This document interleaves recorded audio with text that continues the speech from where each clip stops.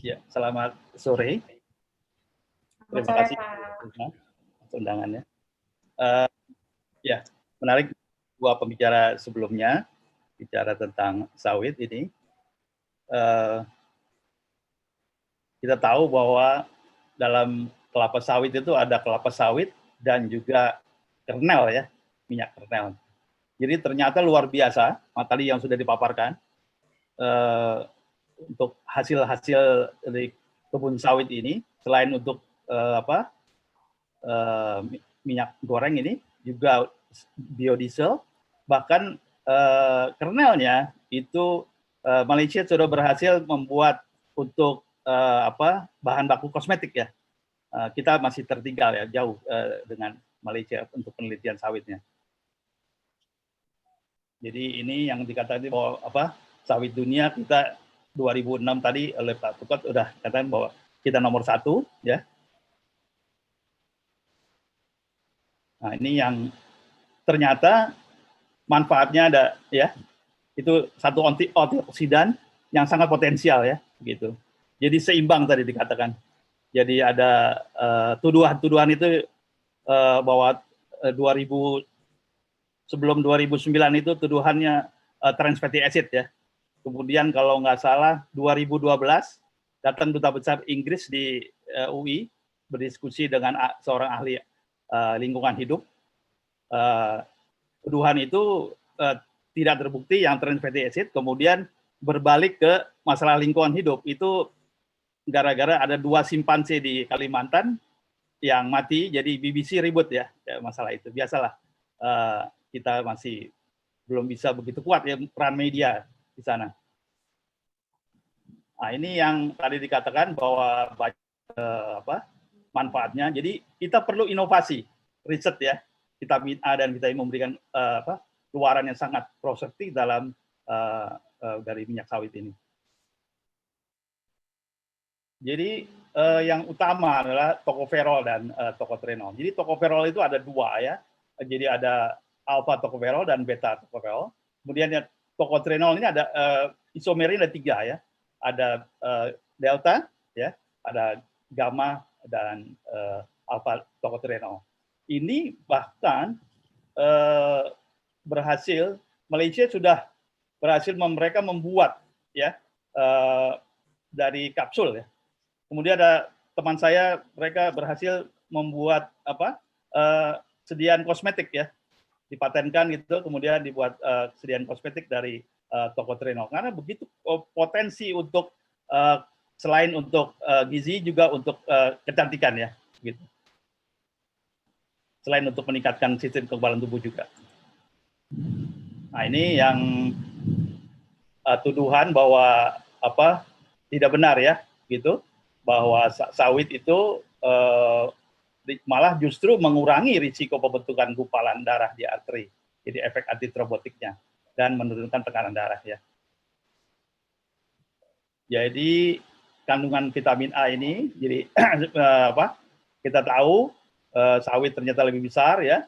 Jadi sawit di depan mata kita, perkebunannya begitu besar, jadi malah sebagai multivitamin ya, yang dapat menambah energi pada tubuh sehingga tidak mudah letih dan siap untuk beraktivitas setiap hari seperti itu. Nah, kita lihat vitamin A, aktivitas vitamin A pada crude palm oil ini dibandingkan sumber lain ini ternyata CPO paling besar ya. Ini dari tahun 2000, wortel hanya 2000 ya. Di sini cukup besar ya, 30.000 nih. Sayur per daun 65 ya, tomat ya. Paling kecil malah jeruk ya gitu. Jadi aktivitas dari vitamin A-nya. Dan analisa biaya dari red palm oil ternyata juga paling rendah ya, gitu. Dibanding sayuran yang lain ya, untuk beta karotin dan sebagainya. Kita tahu dari wortel ini, beta karotin ya, ternyata dari sawit luar biasa ya, gitu. Biayanya malah lebih rendah. Ah, ini nutrisinya itu selain untuk manusia ini ada alfa, beta dan gamma karotin, juga ada likopen ya. Likopen ya, di tomat juga ada, ternyata di dalam sawit itu juga ada likopen ya. Ini untuk diduga untuk menekan kanker prostat ya, gitu. Lutein, sterol dan asam lemak tidak jenuh dan ubiquinon. Ubiquinon juga sebagai antioksidan ya.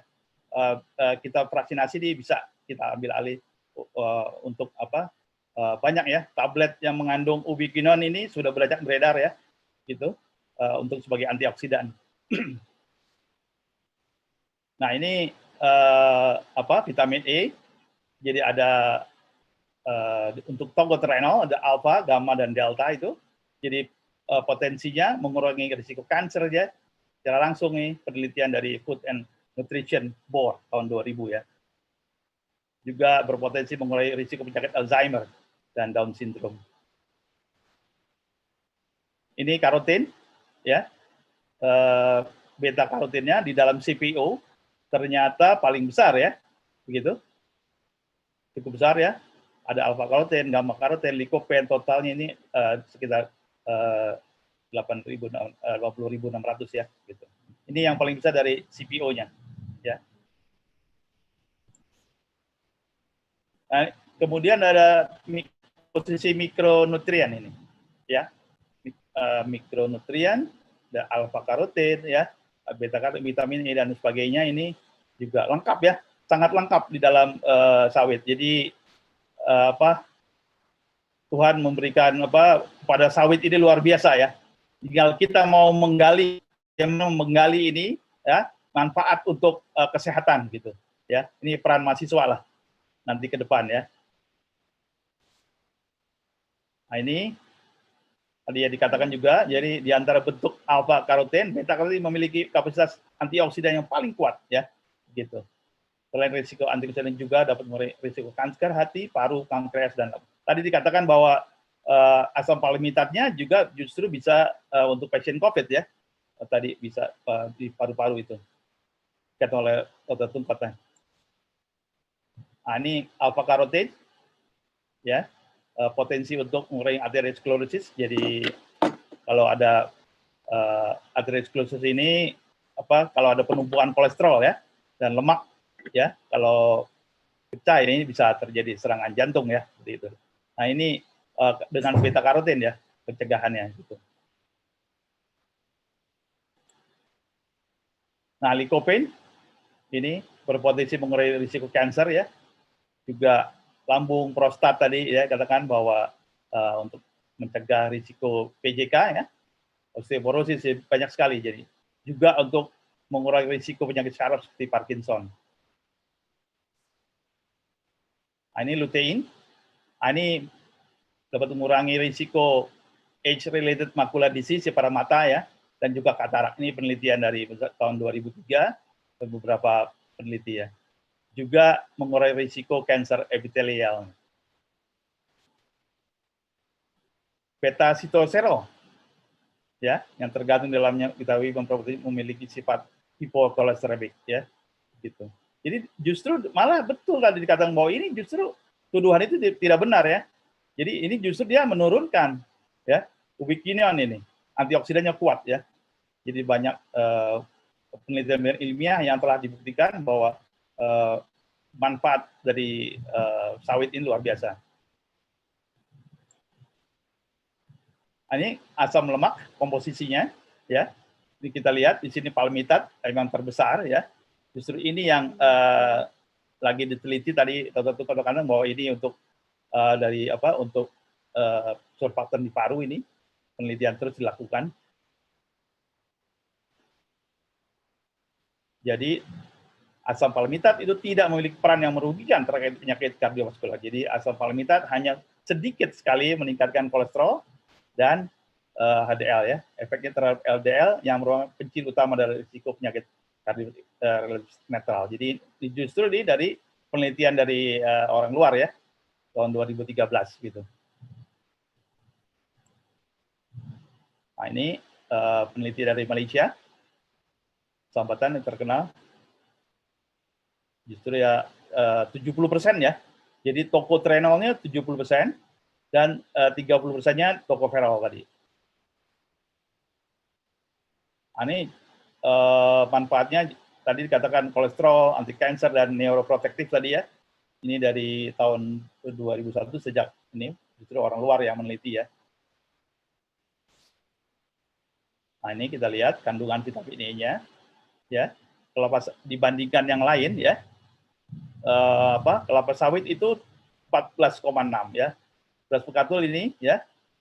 Nah, ini tocotrienol, beras bekatul nggak punya dia nih, yang deltanya nggak ada, ya. Ini kita lihat kedelai, rendah sekali ya, sangat rendah. Zaitun juga rendah. Jadi jauh kelapa sawit lebih unggul ya. Potensi antioksidannya tinggi sekali. Ya, begitu. Ini tahun 2009. Nah, ini 100 tahun yang lalu oleh Evans ya, yang berperan penting dalam absorpsi nutrisi pada janin, jadi vitamin E, udah hampir 100 tahun. Ya. Nah, kompleks, ya, dia berupa kompleks ya, jadi ada delta, gamma, dan alpha gitu, tocotrienol. Jadi kita perlu apa? Proses pemisahan untuk mendapatkan komponen murninya. Nah, ini yang paling penting nih. Perlu mahasiswa mempelajari ya bagaimana kita memfraksinasi ya mendapatkan tocotrienol murni ini. Nah, ini ya sudah beredar di pasaran ya. Ini tantangan bagi kita, bagi para mahasiswa untuk penelitian dengan tadi dikatakan bahwa ada grant dari BPD Sawit ya, kita bisa lakukan seperti ini. Nah, ini 90% ya, industri farmasi masih impor ya. Kita sangat tergantung dari luar negeri ya, begitu. Nah, oleokimia tadi yang dikatakan Dr. Tumpat ya, banyak sekali yang bisa diperoleh ya. Tadi oleokimia, gliserin dan sebagainya ya. Nah, ini jadi ada proses alternatif untuk menggunakan enzim ya sebagai katalis dalam menghasilkan produk. Misalnya ester memiliki banyak yang keuntungan ya. Jadi tidak memerlukan energi yang tinggi serta ramah lingkungan dia. Nah, kita lihat tadi dikatakan bahwa dalam kelapa sawit ada palm oil ya, minyak kelapa sawit dan palm kernel oil. Ini kalau kita ekstraksi akan menghasilkan ini tocotrienol ya. Kemudian kalau palm kernel oil kita esterifikasi itu mengeluarkan palm kernel oil ester. Ini yang bahan baku untuk industri kosmetik ya, bagi industri farmasi. Kita inovasinya seperti apa? Mungkin penggunaan red palm oil nih itu dapat menyediakan 344,15 ya mikrogram per 10 gram cookies. Nah, ini kalau dibikin dalam bentuk biskuit ya gitu.